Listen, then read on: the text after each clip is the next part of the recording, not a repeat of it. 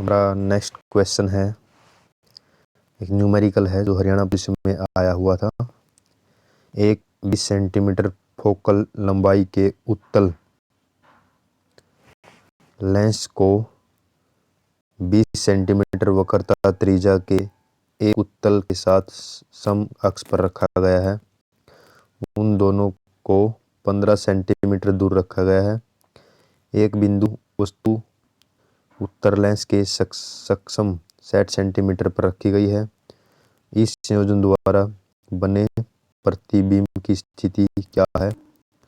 आपको इसमें एक फार्मूला याद रखना है जो कि उत्तर लेंस से रिलेटेड है। ये फार्मूला है 1/f बराबर है 1/v माइनस 1/u। इसमें f फोकल दूरी, v प्रतिबिंब की दूरी और u वस्तु की दूरी है।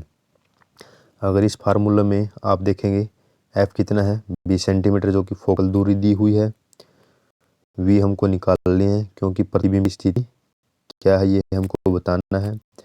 आपको u पता ही है, u 60 सेंटीमीटर है जो वस्तु की दूरी है और इसको मान रखेंगे तो आप f का मान v का मान आएगा 30 सेंटीमीटर। तो प्रतिबिंब की दूरी कितनी है 30 सेंटीमीटर।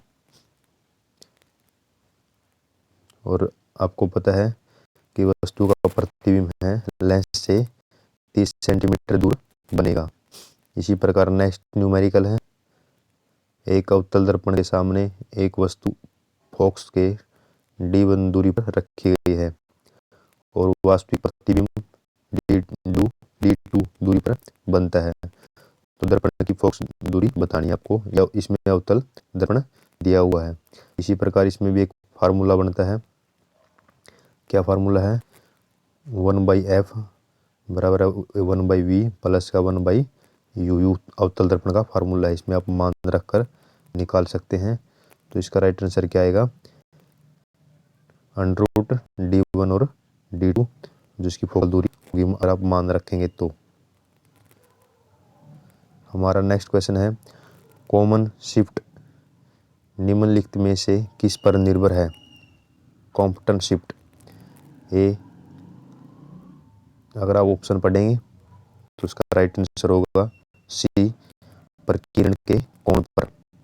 जो कॉम्पटन शिफ्ट है वो प्रकीर्ण के कोण पर निर्भर करता है, एंगल ऑफ स्कैटरिंग।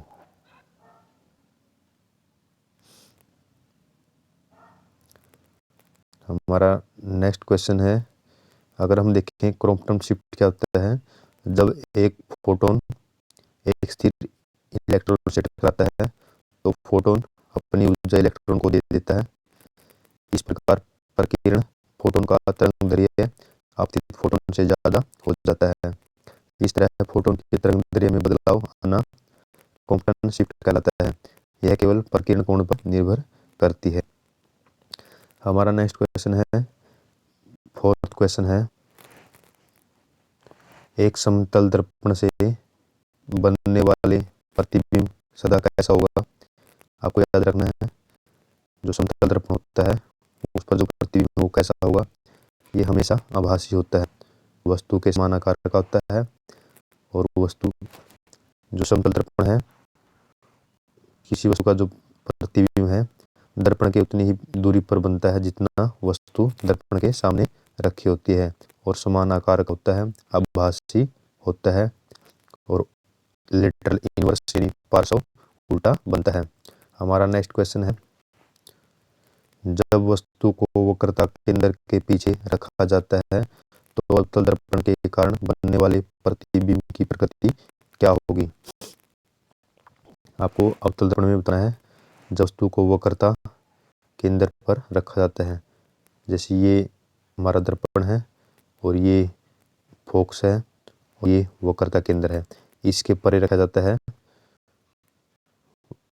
इसके पीछे रखा जाता है तो प्रतिबिंब कैसा बनेगा? हमारा वास्तविक और उल्टा बनेगा। आप इसको डिटेल में देख सकते हैं, ये कुछ इन्होंने दी हुई है। अगर वस्तु अनंत पर है, अगर वस्तु अनंत पर है तो प्रतिबिंब फोकस पर बनेगा और आकार में बिंदु के आकार का होगा और वास्तविक और उल्टा होगा। अगर वक्रता केंद्र से परे है तो फोकस और वक्रता के बीच में बनेगा, वास्तविक उल्टा और छोटे आकार का बनेगा।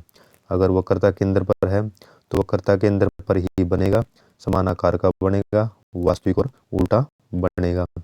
आपने एक चीज नोट की है कि अवतल दर्पण में प्रतिबिंब हमेशा वास्तविक और उल्टा ही बनता है। अगर वस्तु वक्रता केंद्र और फोकस दूरी के बीच में है तो वक्रता केंद्र से परे बनेगा, आकार में बड़ा बनेगा, वास्तविक और उल्टा बनेगा। अगर वक्रता केंद्र से परे है तो वक्रता केंद्र और फोकस बीच में बनेगा।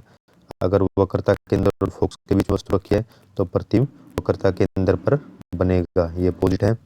अगर फोकस पर है वस्तु तो प्रतिबिंब अनंत पर बनेगा, अगर वस्तु अनंत पर है तो प्रतिबिंब फोकस पर बनेगा।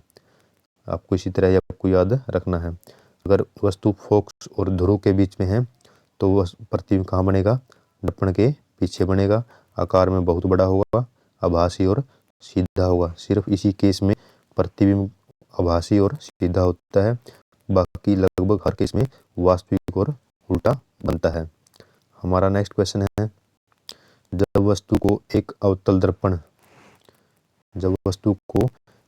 दर्पण के वक्रता केंद्र पर रखा जाता है, हमने पढ़ लिया, अगर वक्रता केंद्र पर है तो प्रतिबिंब वक्रता केंद्र पर ही बनेगा, समान आकार का बनेगा, वस्तु के समान आकार का बन जाता है। हमारा ऑप्शन सी आएगा।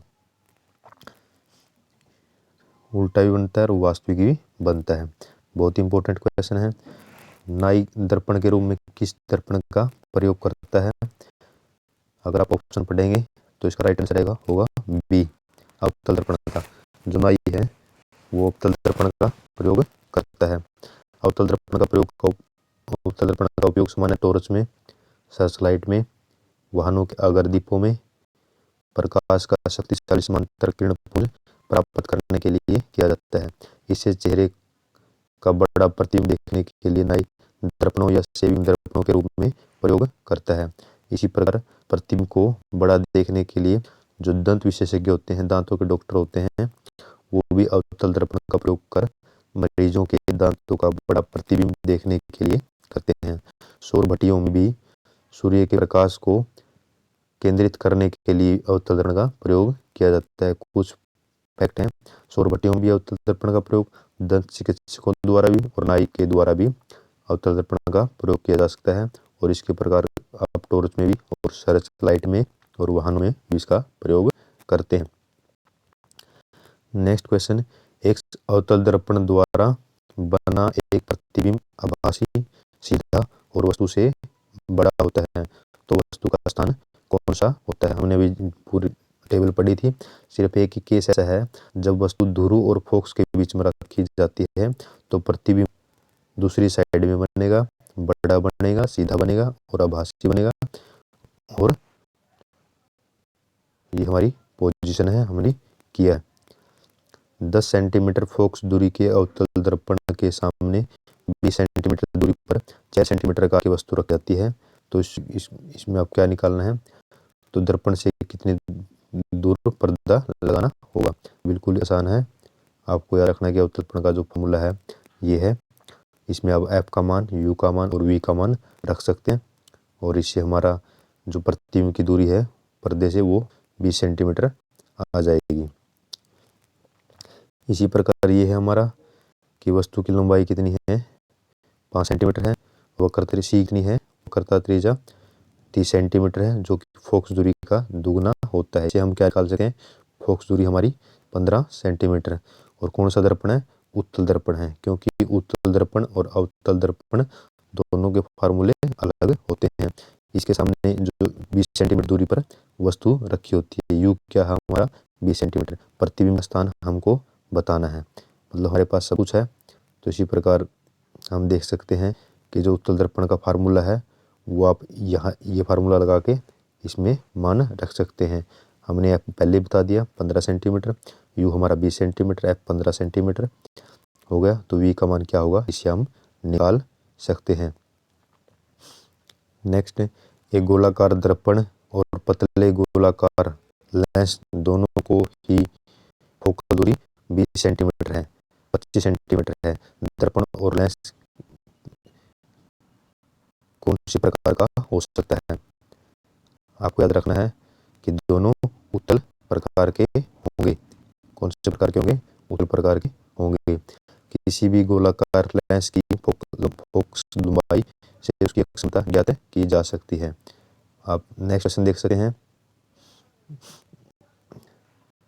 अगर आपको देखना है कि जो किसी भी लेंस की पावर है उसका फार्मूला है 1/f।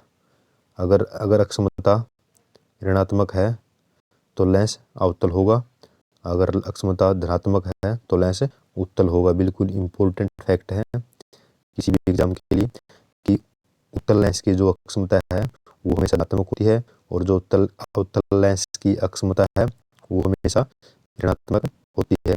अगर फोकल लंबाई धनात्मक है तो दर्पण उत्तल, और अगर फोकल लेंस ऋणात्मक है तो अवतल दर्पण होगा। एक अक्षमता है हमारी पावर, एक होता है फोकस लंबाई। देखें, जो उत्तल दर्पण है उसकी फोकस लंबाई भी धनात्मक होती है और पावर अक्षमता भी धनात्मक होती है, और अवतल लेंस की पावर अक्षमता भी ऋणात्मक होती है और अवतल दर्पण की फोकस लंबाई भी ऋणात्मक होती है। आप इस फैक्ट को याद रख सकते हैं। सौर भट्टी में प्रयुक्त दर्पणों का उपयोग किया जाता है, हमने पहले भी किया है। इसका राइट आंसर क्या आएगा? बी। सौर भट्टियों में अवतल दर्पण का प्रयोग किया जाता है। और इसी प्रकार अवतल दर्पण का प्रयोग हमने पढ़ा है टॉर्च में, लाइट में, सर्च लाइट होती है जो वाहनों की हेडलाइट होती है उसमें किया जाता है, और नाई भी इसका प्रयोग करता है, दंत चिकित्सक भी इसका प्रयोग करता है। उसी प्रकार उत्तल दर्पण का प्रयोग वाहनों के साइड मिरर में, जो वाहन के साइड में जो मिरर होते हैं, शीशे लगे होते हैं, उसमें उत्तल दर्पण का प्रयोग किया जाता है, और स्ट्रीट लाइट रिफ्लेक्टर के रूप में इसका प्रयोग किया जाता है। हमारा नेक्स्ट क्वेश्चन भी न्यूमेरिकल टाइप का है, इसमें फार्मूला लगा के दे सकते हैं। ये फार्मूला आएगा और इससे आप सॉल्व कर सकते हैं। हमारा 14th क्वेश्चन देखें। नेत्रों की अनुकूलन शक्ति सामान्यतः आयु बढ़ने के साथ घट जाती है, यह विचार कहलाता है निकट दृष्टि दोष, दूरदृष्टि, दृष्टि वैमनस्य और जरा दूरदृष्टि। आपको याद रखना है, अगर जो नेत्र की अनुकूल शक्ति घट जाती है तो वो जरा दृष्टि दोष होता है। इसका इलाज क्या होता है? इसमें ना तो नजदीक की वस्तु साफ दिखाई देती और ना ही दूर की वस्तु साफ दिखाई देती। इसके लिए हम डबल फोकस लेंस का प्रयोग करते हैं। नेक्स्ट हमारा 15वां क्वेश्चन, किसका अपवर्तनांक सबसे अधिक होता है? जो 4 ऑप्शन दिए हुए हैं, बर्फ, केरोसिन, मानिक और खनिज नमक। सबसे ज्यादा अपवर्तनांक होता है मानिक का, मणि का, हीरा टाइप का। और इसी प्रकार हम देखें, केरोसिन का अपवर्तनांक होता है, बर्फ का अपवर्तनांक होता है 1.31, केरोसिन का होता है 1.44, खनिज नमक का होता है 1.54, मानिक यानी रूबी का होता है 1.71, और कनेडा बेलासन का होता है 1.53, और नीलम का होता है 1.77, बेंजीन का होता है 1.50, और हीरा का सबसे ज्यादा होता है, इसको हम कहते हैं 2.42। नेक्स्ट हमारा आंखों के लेंस की फोकल लंबाई को समायोजित करने की क्षमता क्या कहलाती है? तो हमने पहले पढ़ा है कि जो फोकस लेंस को समायोजित करती है उस क्षमता को क्या कहते हैं? हम अनुकूलन कहते हैं। जब यह समस्या हो जाती है तो उसको जरा दूरदृष्टि का रोग कहते हैं, और इसमें दो फोकसी लेंस का प्रयोग किया जाता है। हमारा है निकट दृष्टि दोष। निकट दृष्टि दोष में वस्तु नजदीक की तो दिखाई दे देती है लेकिन दूर की दिखाई नहीं देती। इसके लिए क्या करते हैं? हम अवतल लेंस का प्रयोग करते हैं। इसी प्रकार दूरदृष्टि दोष में वस्तु, दूर की वस्तु तो दिखाई दे देती है लेकिन निकट की वस्तु दिखाई नहीं देती, इसमें हम उत्तल लेंस का प्रयोग करते हैं। हम देखें निकट दृष्टि दोष क्या होता है, इसको हम मायोपिया भी कहते हैं। आपको इंग्लिश वाला भी याद रखना है क्योंकि कई बार क्वेश्चन में मायो ऐसे लिखा भी आता है, मायोपिया। मायोपिया निकटदर्शी का दिखाई देता है और इसमें दूर का दिखाई नहीं देता। इसका कारण क्या है? लेंस की गोलाई बढ़ने के कारण नेत्र गोलक का लंबा होना, और इसमें किसका प्रयोग किया जाता है? अवतल लेंस का प्रयोग किया जाता है। और दूरदृष्टि दोष को हम क्या कहते हैं? हाइपरमेट्रोपिया कहते हैं। इसमें दूर का तो दिखाई देता है लेकिन नजदीक का दिखाई नहीं देता। नेत्र लेंस की फोकस दूरी अत्यधिक हो जाना और नेत्र गोलक का छोटा हो जाना। इसमें हम किस लेंस का प्रयोग करते हैं? उत्तल लेंस का प्रयोग करते हैं। एक ये बिल्कुल फैक्ट अच्छा फैक्ट है कि सुषुप्त देखने के लिए वस्तु आंख से कितनी दूर होनी चाहिए? 25 सेंटीमीटर दूर होनी चाहिए। नेक्स्ट क्वेश्चन, छोटे छिद्र के गोलाकार दर्पण की वक्रता त्रिज्या किसके बराबर होती है? फोकल लंबाई के गुने के, लंबाई के 3 गुने के, फोकल लंबाई के आधे के और फोकल लंबाई के बराबर। तो आपको याद पता है कि जो वक्रता त्रिज्या है फोकस की दुगुनी होती है, हमने पहले भी किया। जो वक्रता त्रिज्या है वो 2f के बराबर होती है। इसको हम ऐसे लिख सकते हैं, f बराबर है c/2। ये दो फार्मूले आपको याद रखने हैं। नेक्स्ट, एक पदार्थ से होकर गुजरने वाली प्रकाश की किरणों की गति में परिवर्तन होने के कारण किरणों के मुड़ने की प्रक्रिया को क्या कहते हैं? परावर्तन, अपवर्तन, प्रसार और विवर्तन। आपको याद रखना है, उसको कहते हैं अपवर्तन, क्या कहते हैं? अपवर्तन कहते हैं। अगर कोई में से किसी माध्यम से गुजर जाती है तो वो अपवर्तन की निशानी है। परावर्तन क्या होता है? प्रकाश का किसी चमकदार सतह से टकराकर वापिस लौट जाना परावर्तन कहलाता है। इसी प्रकार प्रसार या विक्षेपण क्या होता है? प्रिज्म से गुजरने पर प्रकाश का विभिन्न कोणों पर विभिन्न तरंगों में बिखरना क्या कहलाता है? विक्षेपण कहलाता है। विवर्तन क्या होता है? प्रकाश का किसी अवरोध के किनारों पर थोड़ा मुड़कर उसकी छाया में प्रवेश करने की घटना को क्या कहते हैं? विवर्तन कहते हैं।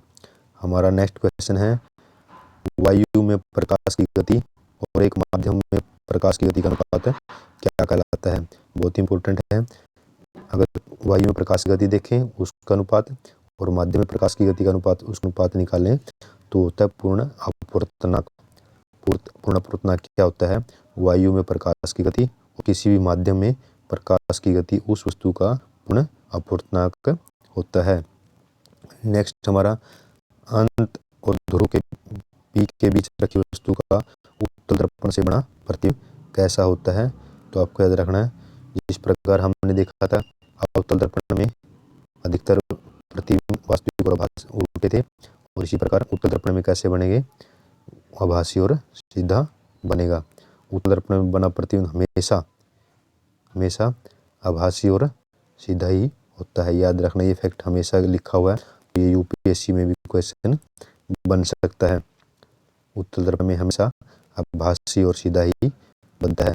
नेक्स्ट क्वेश्चन है, एक अवतल लेंस की फोकस दूरी 15 सेंटीमीटर है और वस्तु का प्रतिबिंब लेंस से 10 सेंटीमीटर दूर है, तो लेंस द्वारा उत्पन्न आवर्धन बताना कितना है? f कितनी है? 15 सेंटीमीटर, और वस्तु का प्रतिबिंब v कितनी है? 10 सेंटीमीटर। तो लेंस का आवर्धन हमको बताना है। आपको पता है कि जो लेंस का फार्मूला सूत्र है, ये सूत्र है। इसमें आप क्या कर सकते हैं? इससे आप u निकाल सकते हैं, अगर आप u निकाल लें तो जो मैग्निफिकेशन है उसका फार्मूला क्या है? v/u। v कितना है? 10, u कितना है?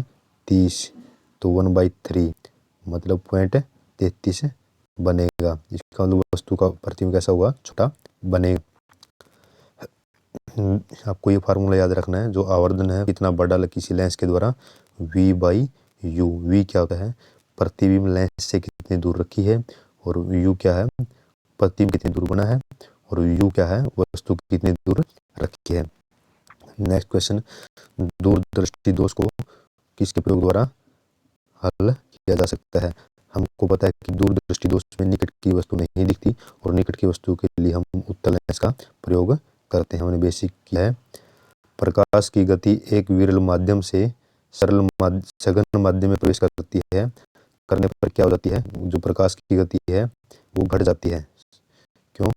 जो प्रकाश है वो निर्वात में अधिकतम गति से चलता है, और जितना माध्यम सघन होता है उसकी गति उतनी ही सघन होती जाती है।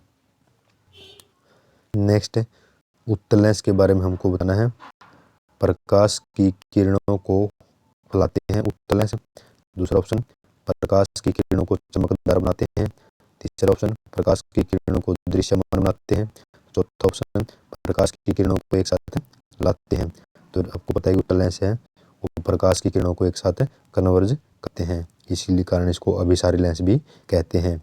और इसी प्रकार अवतल लेंस क्या होता है, प्रकाश की किरणों को फैलाते हैं और इसी कारण इसको अपसारी लेंस कहते हैं। आपको याद रखना है, उत्तल लेंस प्रकाश की किरणों को एक बिंदु पर जोड़ता है जिसके कारण इसको अभिसारी लेंस कहते हैं। अवतल लेंस प्रकाश की किरणों को फैलाता है इसलिए इसको अपसारी लेंस कहते हैं।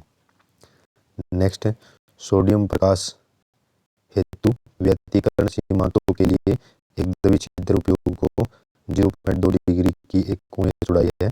किस तरंगदैर्घ्यता के लिए चौड़ाई 10% अधिक होगी। आप इस फार्मूले को देख सकते हैं, बिल्कुल इत्मीनान से और आराम से आप इसको फॉलो कर सकते हैं।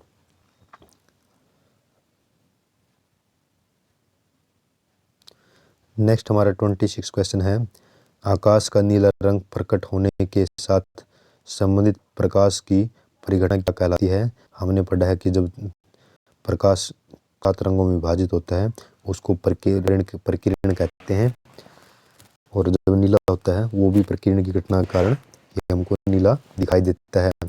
जब प्रकाश किसी ऐसे माध्यम से गुजरता है जिससे धूल और अन्य पदार्थों के अत्यंत सूक्ष्म कण होते हैं तो इनके द्वारा प्रकाश सभी दिशाओं में प्रसारित हो जाता है, सभी दिशाओं में फैल जाता है। इस घटना को क्या कहते हैं, प्रकीर्ण कहा जाता है। बैंगनी रंग का प्रकीर्ण सबसे अधिक होता है जिसके कारण बैंगनी रंग अधिक दूरी से देखना मुश्किल हो जाता है, और लाल रंग का प्रकीर्ण बहुत कम होता है जिसके कारण लाल रंग को बहुत दूर से भी देखा जाता है। इसी गुण के कारण रेल को रोकने के लिए लाल रंग कपड़े का प्रयोग किया जाता है। हमारा नेक्स्ट क्वेश्चन है 27वां, निम्नलिखित चार शब्दों में से 3 किसी प्रारूप एक समान है, चौथा भिन्न है। उस विषम शब्द का प्रयोग करना है। प्यूपिल, आइरिस, कॉर्निया और मेडुला। आपको बता दूं, जो प्यूपिल है, आइरिस है और कॉर्निया ये आंख से संबंधित है, लेकिन मेडुला आंख से संबंधित नहीं है, यह वृक्क का यानी किडनी का भाग है। नेक्स्ट हमारा क्वेश्चन है, ट्रैकोमा के द्वारा कौन सी अंतरिका प्रभावित होती है। हमारा राइट आंसर है बी, नेत्र। जो ट्रैकोमा रोग है वो नेत्र से संबंधित रोग है और ये बैक्टीरिया के कारण होता है। नेक्स्ट हमारा क्वेश्चन है, प्रकाशीय तंतु किस परिघटना पर आधारित है। प्रकाशीय घटना तंतु किस घटना पर आधारित है। ए ऑप्शन व्यतितीकरण, बी ऑप्शन विक्षेपण, सी ऑप्शन विवर्तन, डी ऑप्शन पूर्णांतरिक परावर्तन। जो प्रकाशीय तंतु है पूर्ण आंतरिक परावर्तन के ऊपर कार्य करता है। पूर्ण आंतरिक परावर्तन क्या होता है, अगर आपतन कोण का मान क्रांतिक कोण के मान से अधिक हो जाए तो प्रकाश विरल माध्यम में बिल्कुल ही नहीं जाता बल्कि संपूर्ण प्रकाश परिवर्तित होकर सघन माध्यम में ही लौट जाता है। इसको ही पूर्ण आंतरिक परावर्तन कहते हैं। नेक्स्ट हमारा क्वेश्चन है, निकट दृष्टि दोष के लिए किस लेंस का प्रयोग किया जाता है। हमने पहले पढ़ा है निकट में हमको दूर की वस्तु दिखाई नहीं देती, इसलिए हम उत्तल लेंस का प्रयोग करते हैं। आगे करेंगे नेक्स्ट क्वेश्चन हम कुछ देर बाद। धन्यवाद।